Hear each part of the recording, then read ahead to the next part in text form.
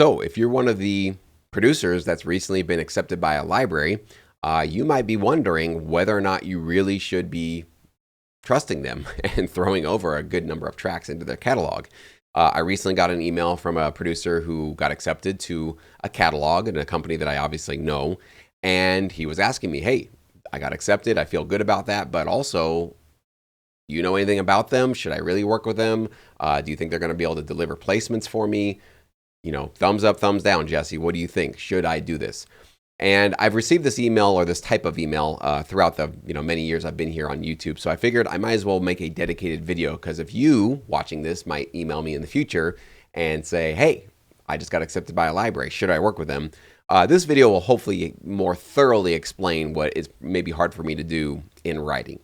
So first of all, congratulations for those of you that have recently been accepted, or if you're about to be accepted, hopefully in the very near future.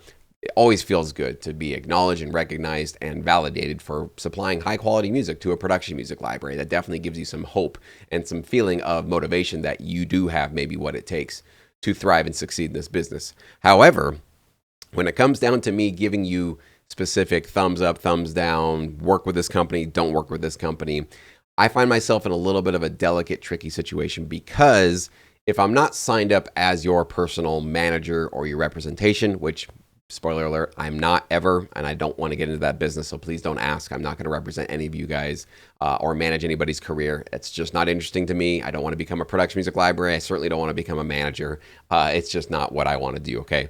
But if I were to get into the business of saying, absolutely, go work with that company, throw them all your music, you're in great hands with them, I'm going to have a little bit of a tricky, delicate situation, because I can't tell you for sure if that company really is going to deliver for you, right? Because a lot of these factors are out of my hands and out of the library's hands and out of your hands. Whether or not your music is really relevant for their clients at the given time, that kind of is sort of up in the air. Whether or not that library has the bandwidth to basically take you into their inner circle as soon as possible. Maybe not. They might be very busy with some current projects with their current producers. So you might just be in a cycle where they're not able to kind of include you on more and more briefs at the current moment. That could be it.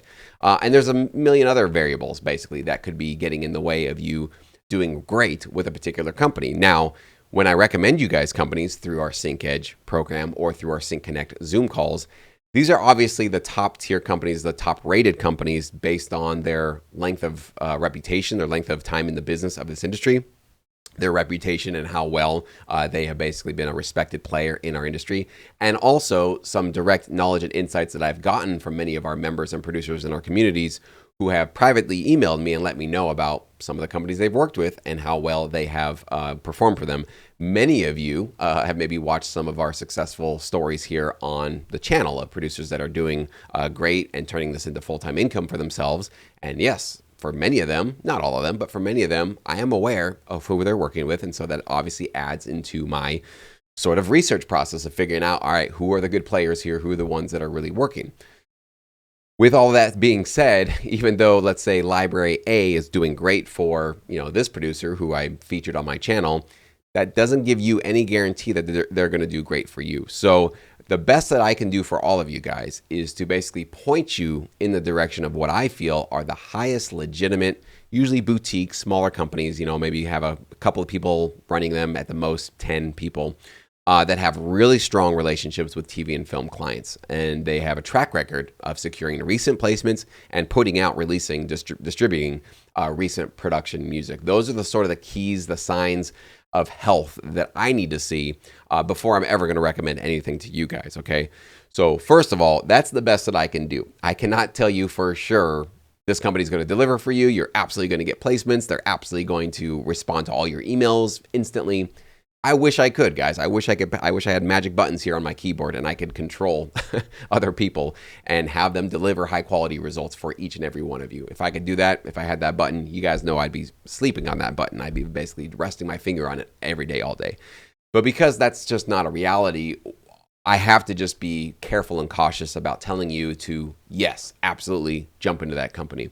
So what I'll say instead is that it's best to work with two companies simultaneously, okay? So let's say your first company that you pitch to says yes, great. And maybe you only have 5 tracks, 10 tracks. Yes, it's worth, I think, if you feel that they are strong, legitimate, you've done your research, maybe you've learned about them through one of my services. I think 5 to 10 tracks is worth giving them a shot on, to say, absolutely, here you go. Let's see what happens. What would you like me to do next? Obviously, as you guys should know, if you don't, as soon as you get accepted, just say immediately, what can I be working on now that'll help serve your clients in the very near future, right? Always have that conversation immediately. But while that's happening, you should be also looking for library B. You should be looking for a secondary library. They're going to be both exclusive, so you're not going to send the same music to both. You're going to send different music to this library than you would to this one. But you should start to be pitching and researching and looking for that second library partner to start working with, so that you can now compare between these two. Which library is actually delivering for you? Which library is responding to your emails very quickly? And by the way, placements can take months to finally start showing up, sometimes even a year or two before you start to see some placements with a library partner, just so you guys are aware. In the meantime, what signs of health and legitimacy should you be looking for if you can't rely on income and royalties and placements? I find that it is the health and the transparency and the effectiveness of the communication.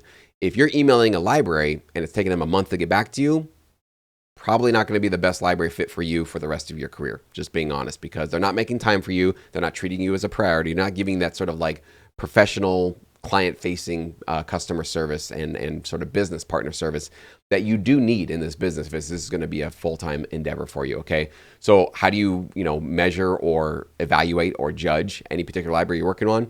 Look at their communication style. If you ask them questions about the contract and they don't want to answer, or they give you some grief about that, or they give you some they tell you to stop bothering them, potential red flag, right? If they're a legitimate operation and they value their composers and producers, they're going to answer your questions in a timely manner, and they're going to be happy to answer any confusion or questions you have about registrations, about contracts, about anything going on in their world, okay? So evaluate them on their communication. But going back to your two library strategy, early on in my career, I only worked with one company for quite a few years, and that was because I probably just didn't know any better. And I just thought, well, this is the one company I'm working with. I'm going to keep supplying music and see what happens.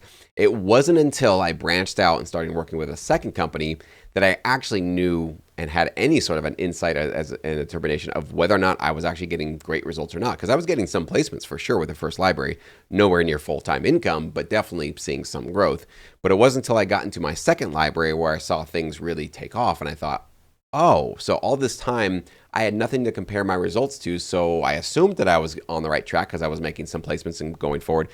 But when I saw the results I was getting with that new library, I realized, and the consideration fees and the sync fees and the briefs and all the other things that were coming from this new company, I realized, wow, I have been kind of shortchanging myself and not, basically looking out for my own best interests of like kind of working with two different companies, which you can absolutely do. We're all independent, basically contractors in this industry. So you don't owe 100% allegiance or loyalty to any one company, unless, of course, they're paying you a salary or something like that, which is almost unheard of in this business.